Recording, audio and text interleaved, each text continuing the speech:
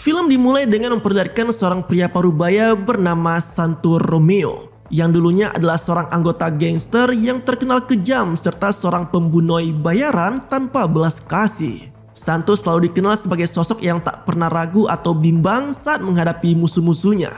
Setiap tugas yang diberikan kepadanya selalu diselesaikan dengan tuntas, dan ia membangun reputasi sebagai pembunuh yang tak terkalahkan di dunia kriminal.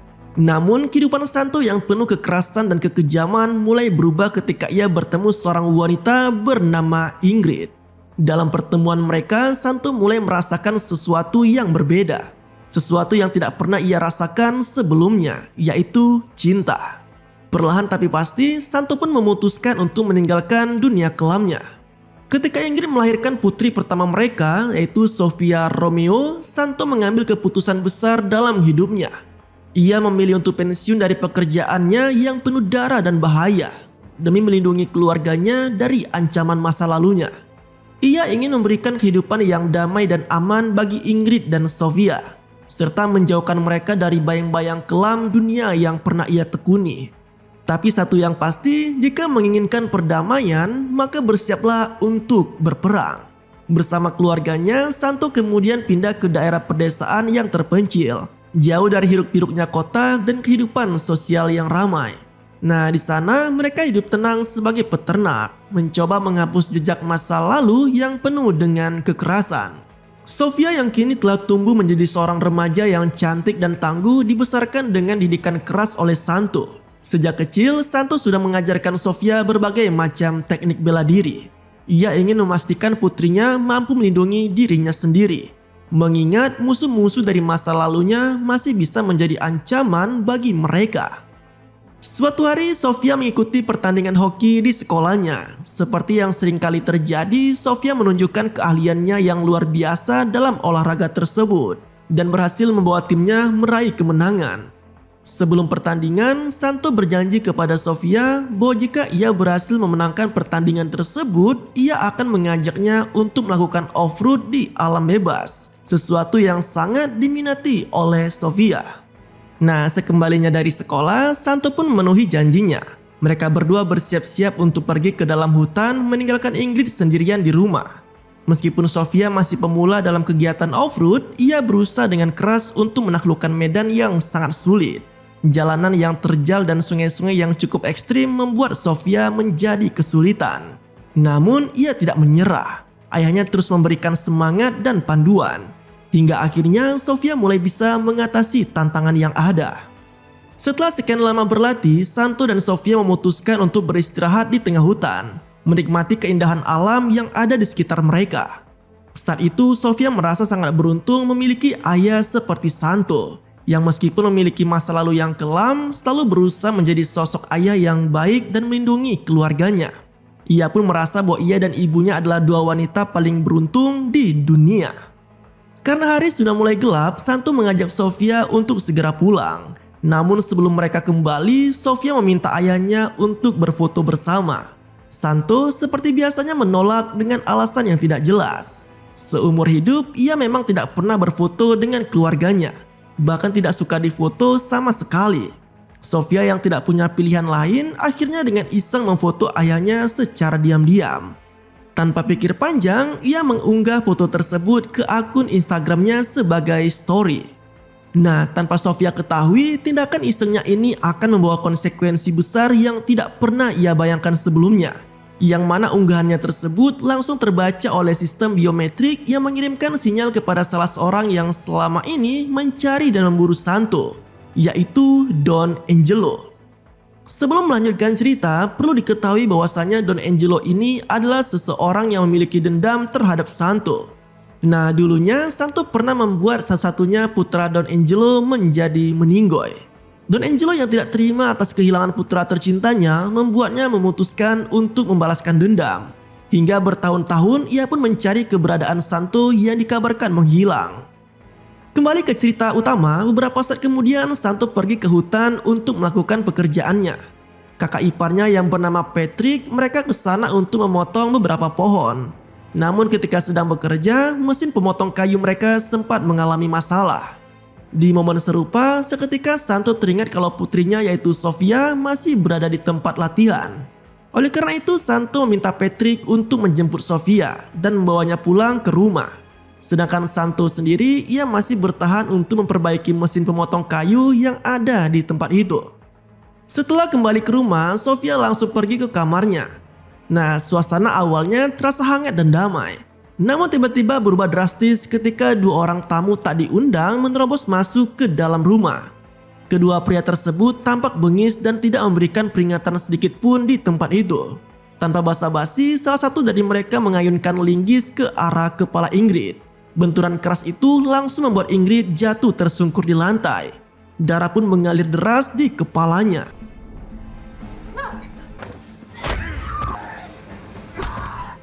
Khawatir akan apa yang terjadi pada kakaknya, namun saat ia tiba di ruang tamu, nasib buruknya menanti.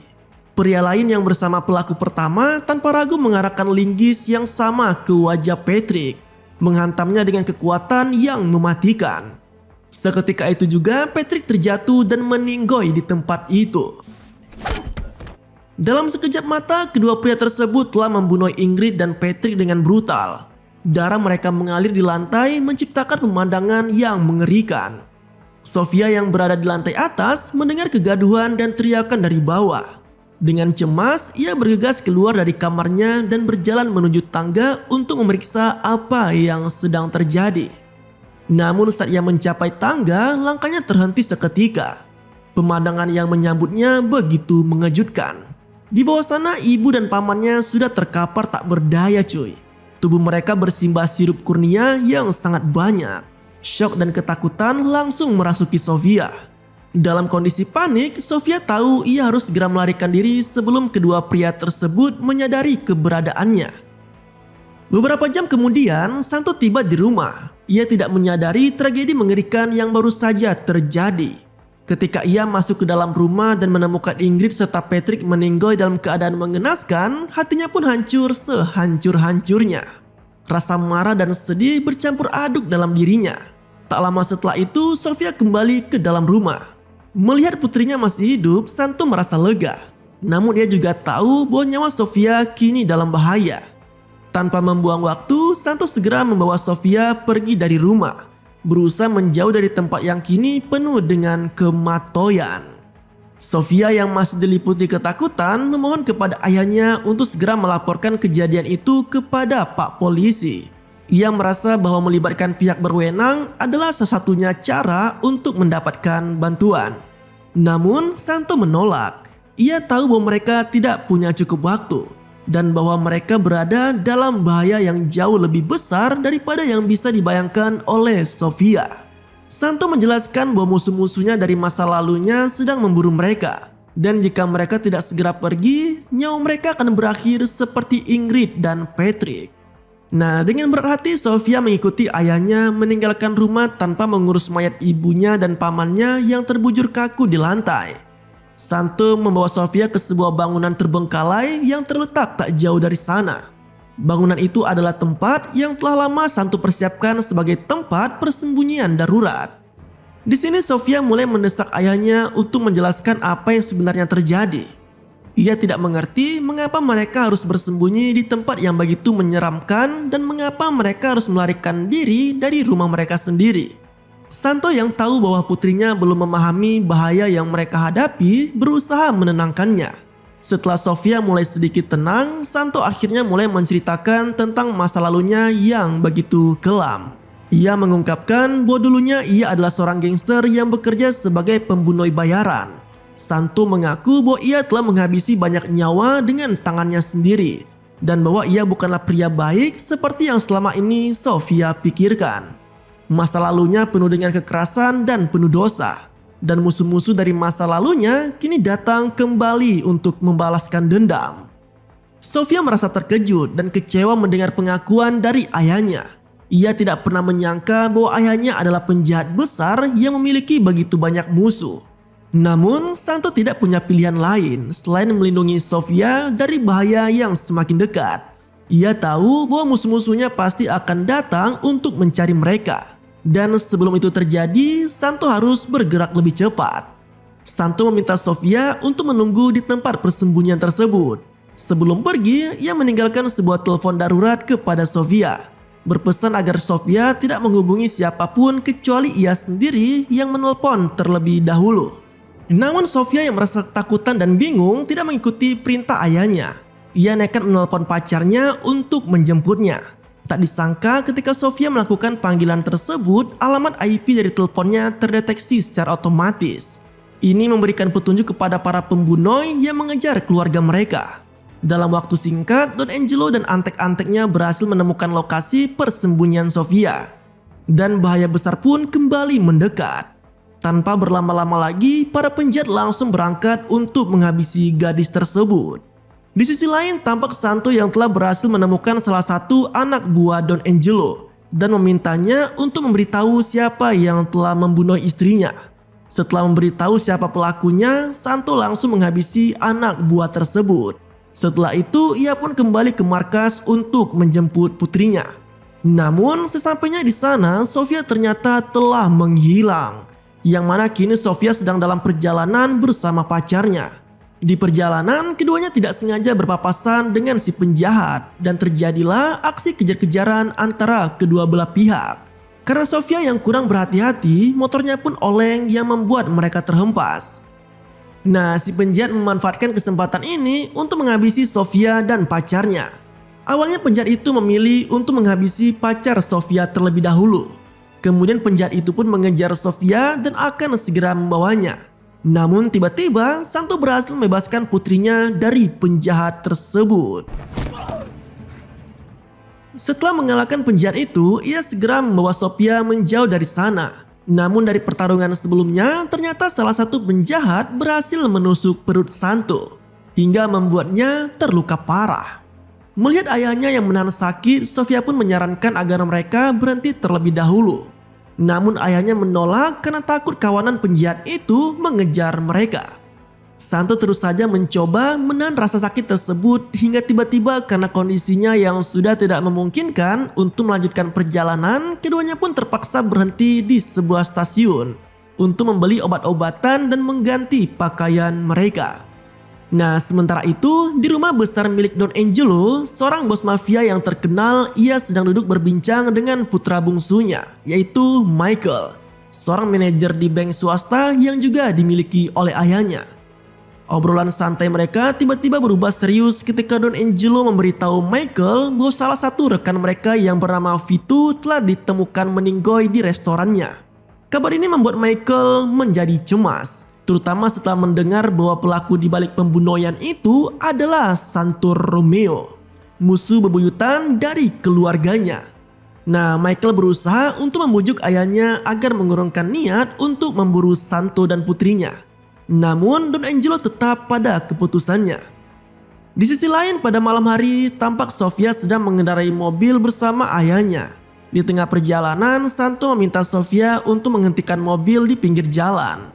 Tidak lama kemudian, Santo mencuri sebuah mobil lain, meninggalkan mobil lama mereka agar jejak mereka sulit dilacak.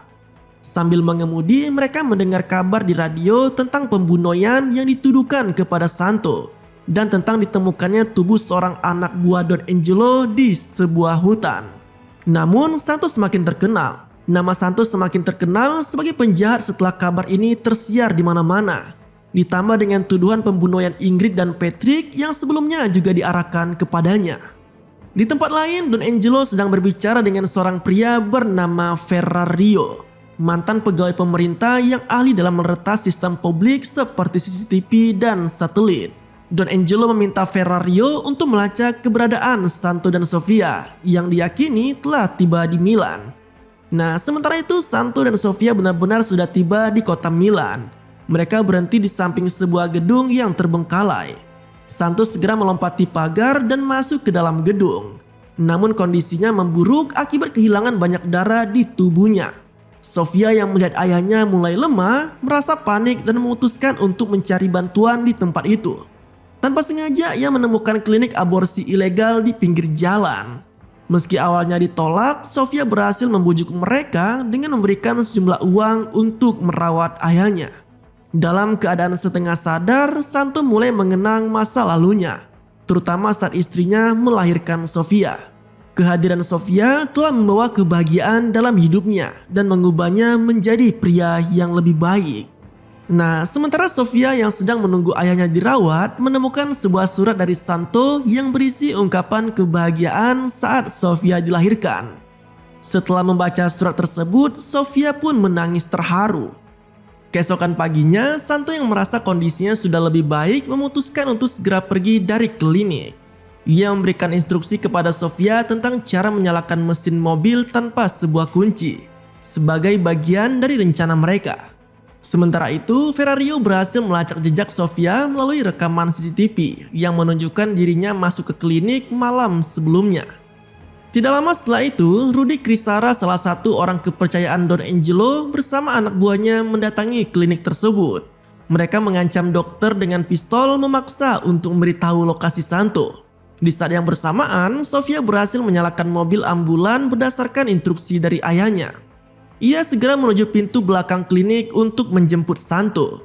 Namun tanpa disadari, seorang anak buah Don Angelo muncul dan menodongkan pistol ke arahnya. Saat situasi semakin tegang, Santo menyadari bahwa Don Angelo tidak akan berhenti memburu mereka sampai mereka berdua meninggoy. Santo kemudian memutuskan untuk mengambil langkah lebih dulu dan dia akan menyerang sebelum mereka terbunuh. Santo merakit sebuah bom dan mulai mengajari Sofia dasar-dasar bela diri, termasuk cara menggunakan senjata tajam dengan begitu lihai. Ia berharap Sofia bisa melindungi dirinya sendiri suatu hari nanti, tanpa perlu bergantung kepadanya. Nah, malam harinya, Sofia menunjukkan sebuah dena bangunan bank tempat Michael bekerja.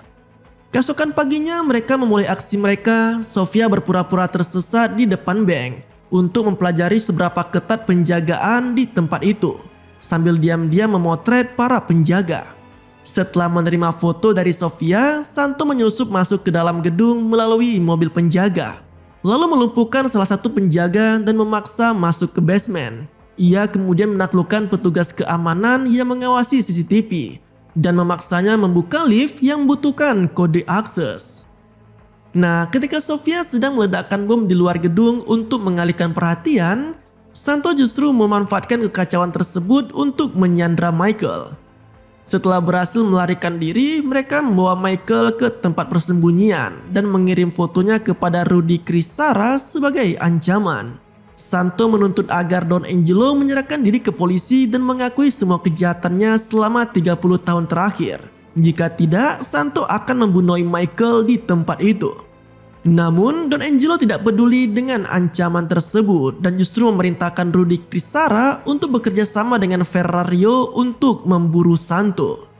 Ferrario berhasil melacak lokasi Santo di sebuah depo kereta api terbengkalai. Rudy Crisara dan anak buahnya segera menuju ke tempat itu. Ketika mereka sampai, mereka menemukan ambulan yang digunakan Santo dan mulai menggedor pintu. Namun, Santo melepaskan tembakan dari dalam gerbong kereta, melumpuhkan beberapa anak buah Rudy Crisara yang ada di sana. Dengan keuntungan medan yang gelap, Santo terus bergerak dan menekan detonator bom, membunuh lebih banyak lagi gangster Rudy Crisara. Rudy Crisara yang terkejut melihat anak buahnya yang meninggoy satu persatu memutuskan untuk melarikan diri ke dalam gerbong kereta. Sementara itu, Sofia menemukan Michael yang masih terikat dan berteriak meminta tolong. Sofia sempat melepaskan penutup mulutnya. Namun, Michael mulai mencoba mempengaruhi Sofia dengan menjelek-jelekan ayah mereka masing-masing, menyebut mereka adalah seorang pembunuh. Sofia yang tidak tahan dengan ocehan Michael meninggalkannya dan pergi menjawab telepon dari Santo. Nah, di sini Santo memperingatkan Sofia bahwa meskipun mereka berhasil membalas dendam dengan membunuh Don Angelo, polisi tetap akan mengejar mereka. Tanpa disadari, percakapan telepon mereka terlacak oleh pihak kepolisian dan satuan Pak Polisi segera dikerahkan untuk menangkap Santo. Tangisan Sofia pun pecah ketika menyadari bahwa kebersamaannya dengan sang ayah mungkin akan segera berakhir. Sementara itu, Santo berhasil masuk ke gedung tempat Don Angelo berada. Dengan kejam, ia pun membunuh Don Angelo. Namun, Santo sudah tahu bahwa akhir hidupnya sudah dekat, sehingga ia memutuskan untuk menyerah kepada polisi dan segera keluar dari gedung tersebut. Dari balik telepon, Sofia mendengar suara ayahnya untuk terakhir kalinya sebelum komunikasi mereka terputus dan polisi menangkapnya. Nah, keesokan harinya, Sofia dimasukkan ke dalam sebuah biara untuk dilindungi sementara waktu. Kini, ia sudah kehilangan segalanya, yaitu ayah, ibu, keluarganya, beserta pacarnya. Singkat cerita, pada sore harinya Michael datang mengunjungi Sofia dan memberikan sekotak coklat, menandakan keinginannya untuk berdamai. Namun niat Michael tidak sepenuhnya tulus. Diam-diam ia masih menyimpan dendam dan berencana membunuh Sofia. Sofia yang merasa ada yang aneh dengan sikap Michael memutuskan untuk melarikan diri dari biara. Keesokan harinya, Ferrario yang tidak menemukan Sofia di biara segera memberitahu Michael bahwa Sofia telah pergi menghilang. Namun sesampainya di apartemen, Michael kaget ketika melihat keberadaan Sofia. Tanpa banyak berbasa-basi, Sofia akhirnya menghadapi Michael menyelesaikan urusan mereka dengan cara yang tak terduga, yaitu dengan membunuhnya.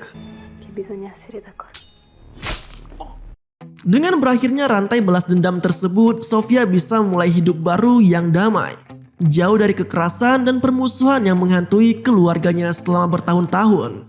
Dan ya, jika menginginkan perdamaian, maka bersiaplah untuk berperang. Dan Sofia telah melalui semua itu. Dan kisah pada film ini pun berakhir. Nah, itulah alur ceritanya cuy. Jika suka dengan alur cerita kali ini, jangan lupa share video ini ya. Terima kasih telah menonton sampai habis dan tetap santuy. Sampai jumpa pada video selanjutnya. And I'm on it, honest, I'm gon' launch quick, then I'm gone. It's just a matter of time before I'm over the climb and moving under my prime. Just quit my 9 to 5, I'm rocking, they watching, cause it's shocking, dropping all these top